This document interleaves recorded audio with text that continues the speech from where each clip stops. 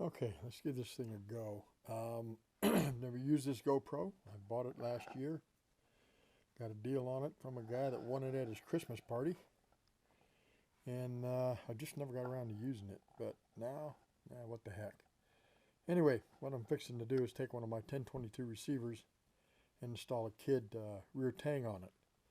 Now basically I used to set them up differently than this, but now what I'm doing is I acquired this high precision milling vise. It's actually a CNC vise.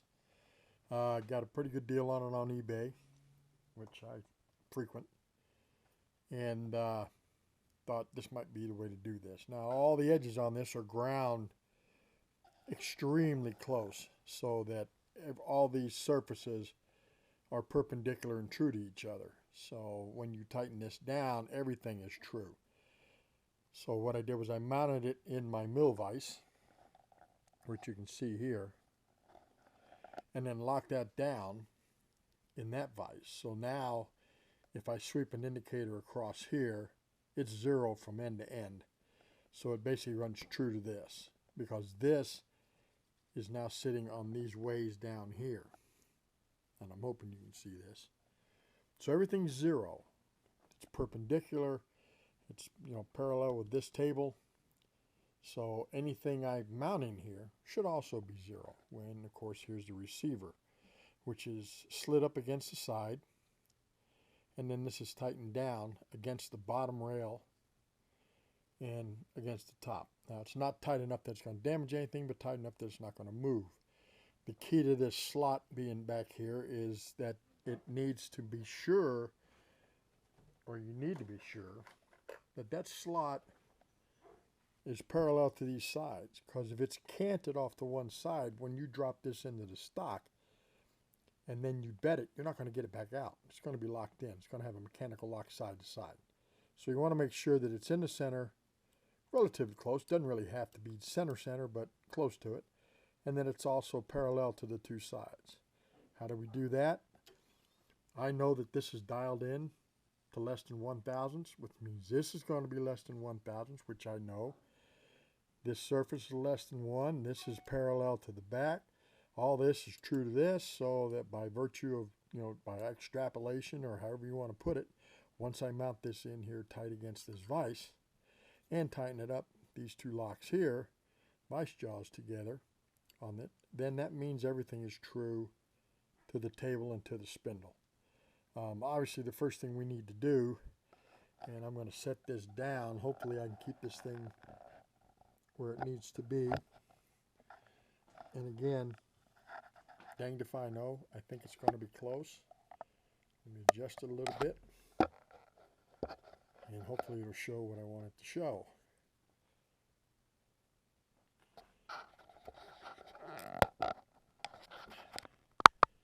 Bear with me for a second while I set this thing up. Okay. You've all seen this before. We're going to start the mill. Basically, I try to run the edge finder in between the trigger pin hole and the bolt buffer hole. And I do that on both sides at the same depth, because this is not a completely straight side. From about here back, it actually tapers just a little bit on both sides. Something to do with the way they cast it. So I'm going to take and I'm going to run this up. Right now I've got this zeroed so I can track that point relative to the side of the unit here. So that's zeroed. My DRO is ready to go.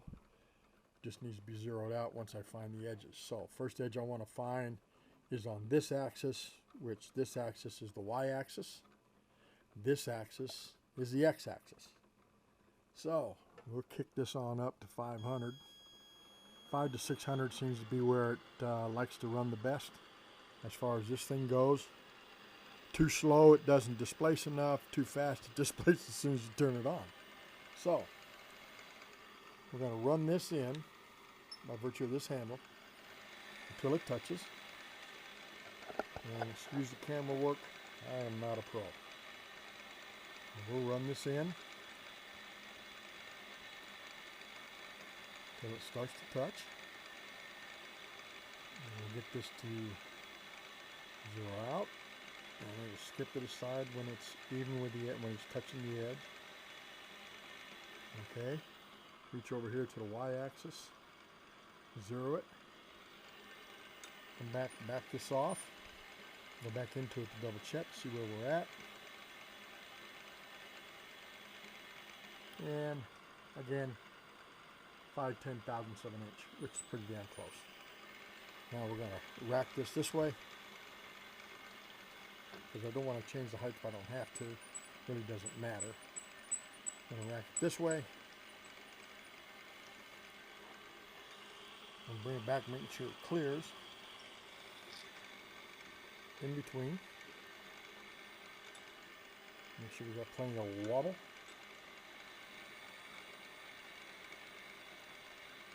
Bring this side in.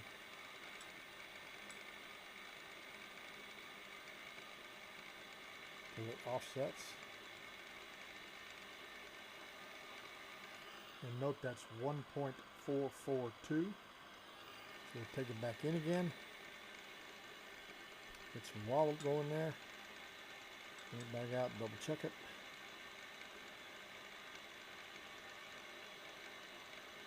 .4415, so or 441. So we're just going to call it 1.442. So for me to get in the middle of that, I'll bring this over. I'll take that 1.442 and divide it by 2. That gives me 0.721.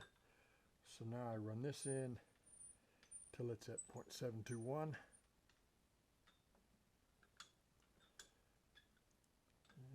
And oops, I passed it just a touch. And we'll come back to it. I always try to come back to this, using the same direction. So there's 0.721. So now we'll zero this again. And that should be the center. So now I'll go back over to the other side and we'll check it. Bring this back over. About there. I should have done this prior, but I forgot to. The x-axis I want to zero because I want to hit the same side, same spot on both sides. Bring this in.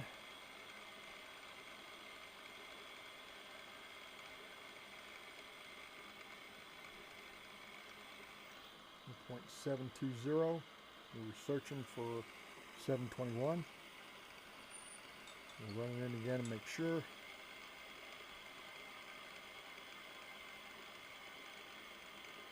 .720, and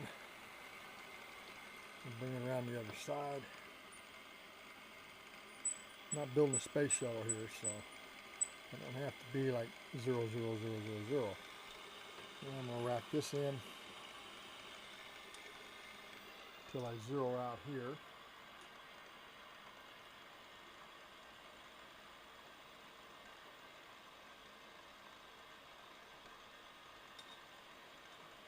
And zero. The way you read this is that's ones, that's tenths, hundredths, thousandths, 10,000ths. Okay, so this one right now on the y-axis is reading 0.825, 825 thousandths. Just to tell you how it goes. Anyway, we run this in here again. Get the wobble going. And the edge finder will bring her out. Okay, 7195. We run her in again.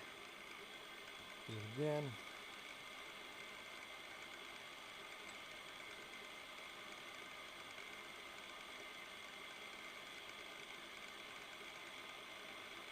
And we're at 0.7195. So we're within 1.5 thousandths of an inch, which is fine. So we'll turn this off. We'll bring this back here.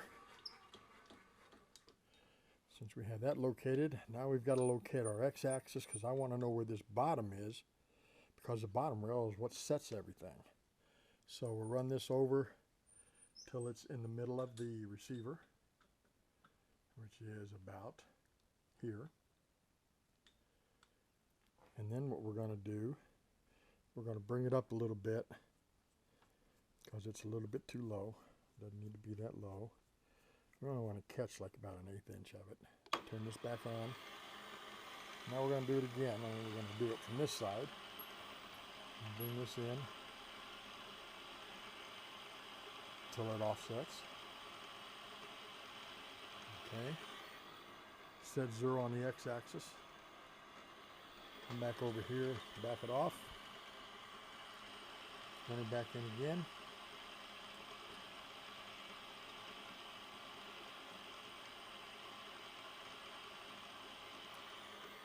And 5/10 thousandths, probably a little bit closer. You can easily be off that much just by how the touch is on your wheels and so forth, on your cranks. We'll check it again just for the heck of it. And 5/10 thousandths, so I'll just 0 it right there. Now what that tells me, that gives me this edge. What I want is the center of the spindle. Well, I know that this is exactly 0.2 or 200 thousandths thick. So we'll run this up.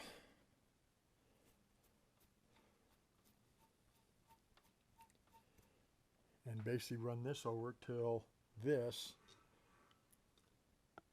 once that reads 100, and you can see that that's about the center of that. That's going to be exactly the center. It's 100, so my center is right there. So now I know where the center is here, from here to here on the y-axis, and I know where 0 is on the x-axis. That's where everything lays off of.